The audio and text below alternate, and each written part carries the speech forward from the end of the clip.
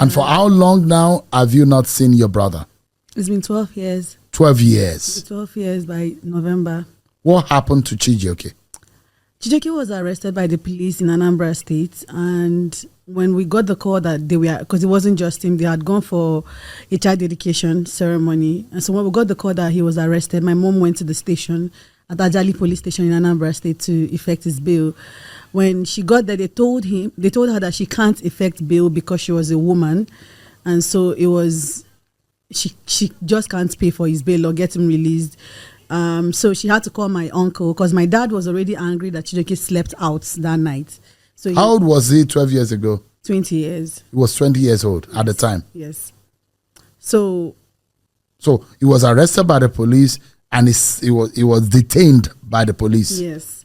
So my mom called my uncle to come help her bail my brother out. While my uncle was on the way, the police station in Ajali said they got a call from Awkuzu SARS in Anambra to send everybody that is in their custody. So the boys, all of them were transferred to Awkuzu SARS. So my mom called my dad and said, this is not something that I can do on my own. It's now involving SARS. Awkuzu SARS has called for their transfer.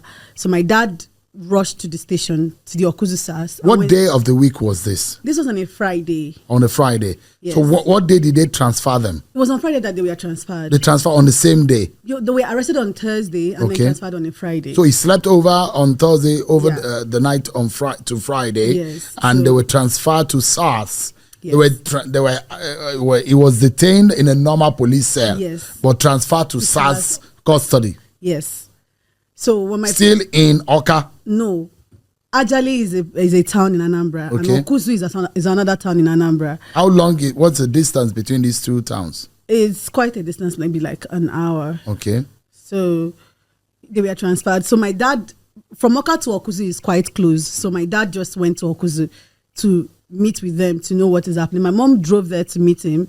When they got in, they met the officer in charge, the OC of SARS, that is James Wanfo. And he denied having anybody being sent to the station or having any people being transferred to the station. So he told my parents that they can go, but they can come any other time and see if the boy was there. But like at this moment that the boys were not there, my mom assured him that she was told by the police in Ajali that they're transferring these boys to your station. And so she was quite sure. How many were there? There were 4 boys that were arrested. That were arrested. So for what offense was your brother arrested for?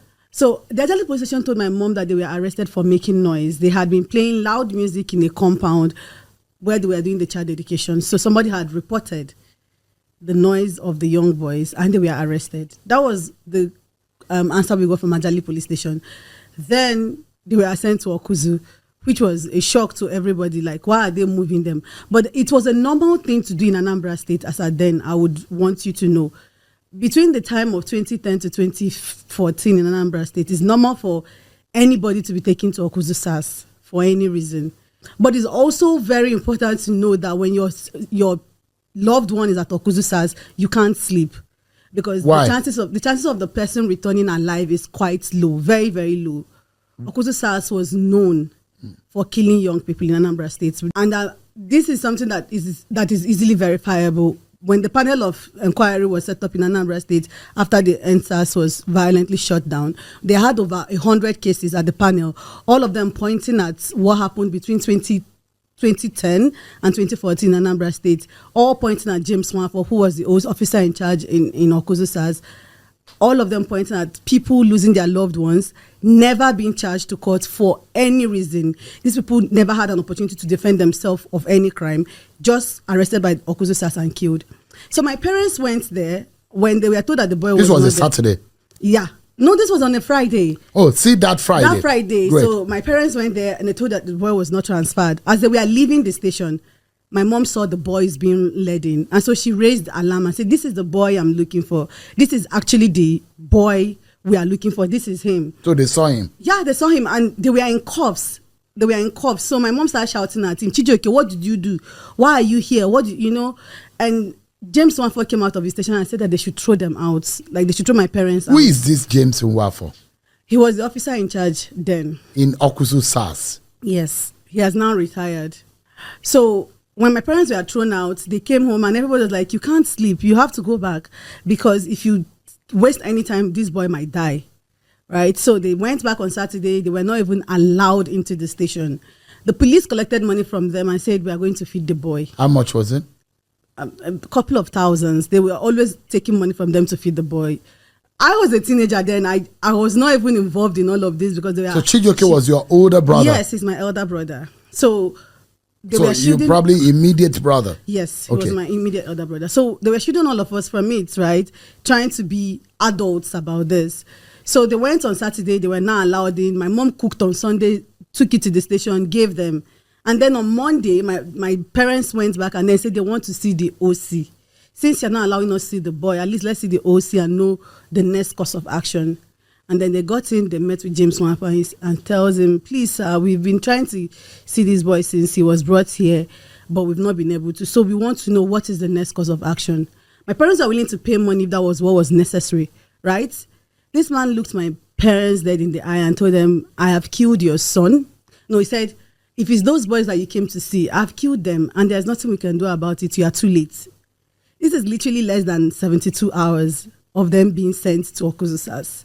How did you kill them? My mom, of course, slumped immediately. My dad couldn't believe it. So he stood there and was asking him, so what are you saying? He said, no, it's too late. There's nothing we can do. You push, you leave my office. So they had to take my mom to hospital. They came back home and friends came around and were like, maybe he just wants you to offer money. Did you people even offer money when you went there? You're just asking questions. So my dad had to sell our land and take money in a bag.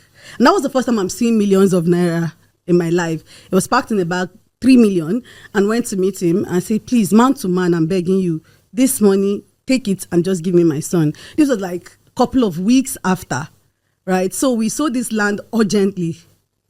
It was not at the worth of the land.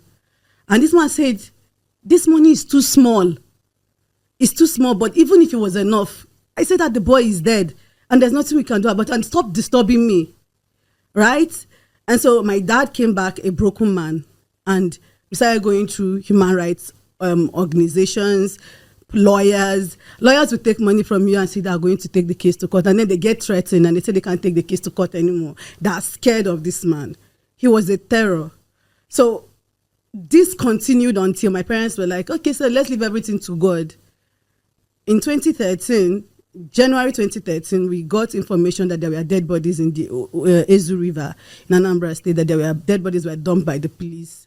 Right, my parents went there. All of us did, but because women can't go into the river, we were up. My daddy went into that river and was turning those dead bodies one by one to find my brother, and he was not part of them. So we all had hope that he's alive and maybe this man is just lying. But it continued year in, year out. We kept on trying to get him, trying all our best, reaching out to everybody that we know, all the contacts that they had then. Nothing came out of it up until now. And that was why when I finished school and I came to Abuja for my NYSC, in 2019, I started to speak out about it. Because for a long time, everybody in Anambra told us, you can't talk about this. You can't say it publicly. He will track you to your house. He will kill you. But then I was no longer in Anambra. I was far from him and I felt safe enough to speak out about it. So in 2019, I made the tweet about it. And then I saw him on Twitter. That's James Mwapa. So I quoted his tweet and I called him out. I said, you are not good enough, a police officer, to be asking people to join the police force. So I detailed what had happened to my brother and everything. And he replied, funny enough, he replied, they said, oh, those boys were arrested for armed robbery. And there was exchange of fire and my brother died. How is there exchange of fire when my parents saw him alive in your custody? But even if my brother was Anini, even if he was the worst terrorist on earth, you have arrested him. He deserves his day in court. Why didn't you just take him to court? How did he die in your custody? It was a simple question, and he never did answer that question. So when NSAS started in Abuja, I was at the office. I heard that some people went on the protest and were chased back by the police that Friday. And I started to join the protest. So I joined and led the protest in Abuja up until the time it was quelled in Lagos and all of us were scared for our lives. And I had to go back to Anambra State for the judicial panel. And that was it. I went to the judicial panel. That's a whole new problem on its own. My lawyer came from Abuja, Abdul Mahmood. He was my lawyer then. He came from Abuja to Anambra. We went to the panel. And the police then says, okay, so yes, the police legal rep, his name is Innocent Obi. He says, yes, the boy was arrested. The boys were arrested. And then they were interrogated.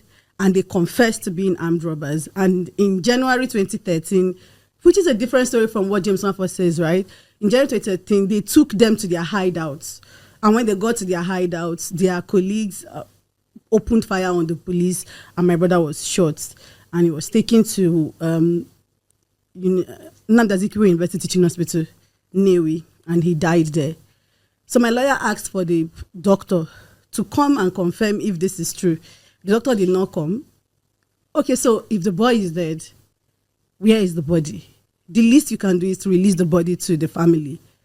Nothing like that has happened. Nobody gave us an answer to that. I was hopeful at that panel that after the panel has sat, they would then release their findings to the public and maybe make a recommendation. Anything. I wanted justice. I was really quite hopeful. Everybody in my family was like, okay, this is the time that we might get justice for it. Unfortunately, that didn't happen. The NSAS panel, Judicial Panel of Inquiry in Anambra State, never released their findings. They never made it public. It was submitted to the governor, of course, and nothing came. No white paper was released. Nothing was said about it, and it just felt like everybody moved on, right? And this has been the path. We would have hope that something will happen, and then nothing happens. Last year, I decided to do a one-person protest in Abuja myself because I was quite scared for people joining the protest. It was in July, which was ideally Chijioke's birthday.